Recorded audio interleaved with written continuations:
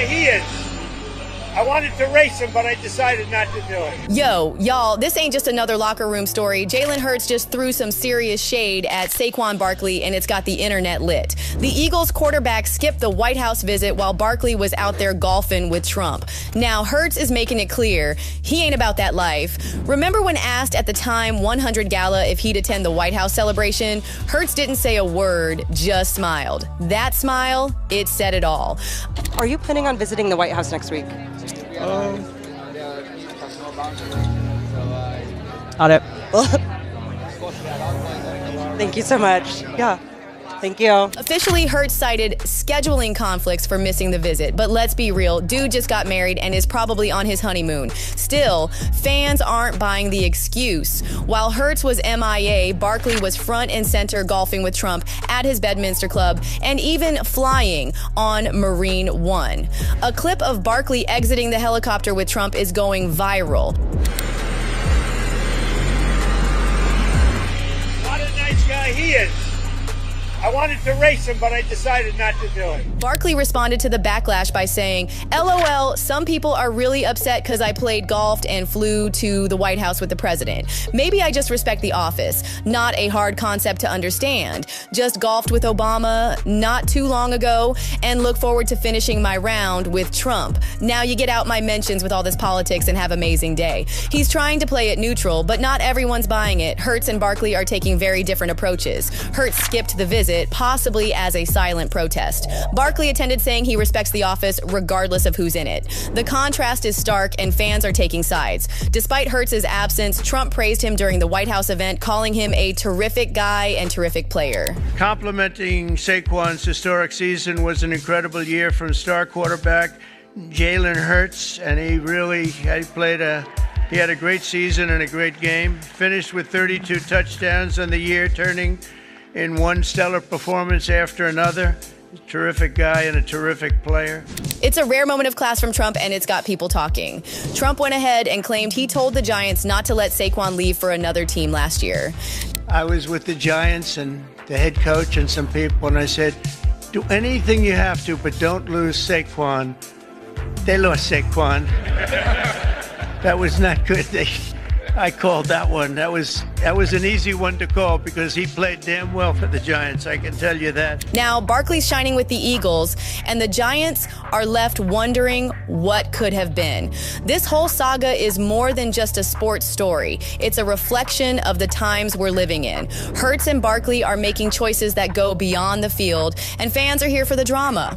If you're loving the tea, don't forget to like and subscribe for more. TD Jakes is officially stepping down just before Diddy's trial, and it's got the internet in full debate mode. Some people are emotional, some are suspicious, and honestly, we gotta talk about it. But I wanted to introduce to you your pastor.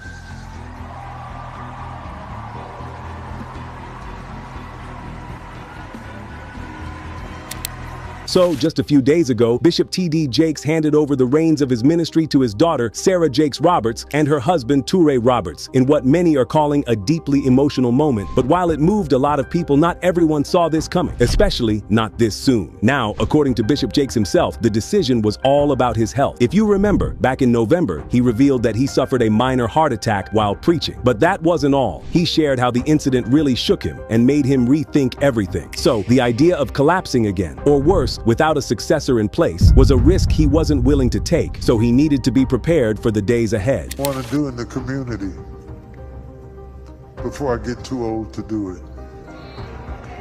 And the clock is ticking. There's some ways that I want to prepare us for the days ahead. But even with all that explanation, not everyone's buying it. Some people believe the timing is just a little too convenient, especially with Diddy's legal drama and upcoming trial looming. For starters, Jakes has been linked to several high-profile figures over the years, including Diddy himself, so people can't help but wonder if he's stepping away to avoid getting caught in the crossfire. Of course, others feel that's just reaching. They believe it's a coincidence, nothing more. To them, Bishop Jakes has simply done the work, spent decades in ministry, and it's just time for him to take a bow.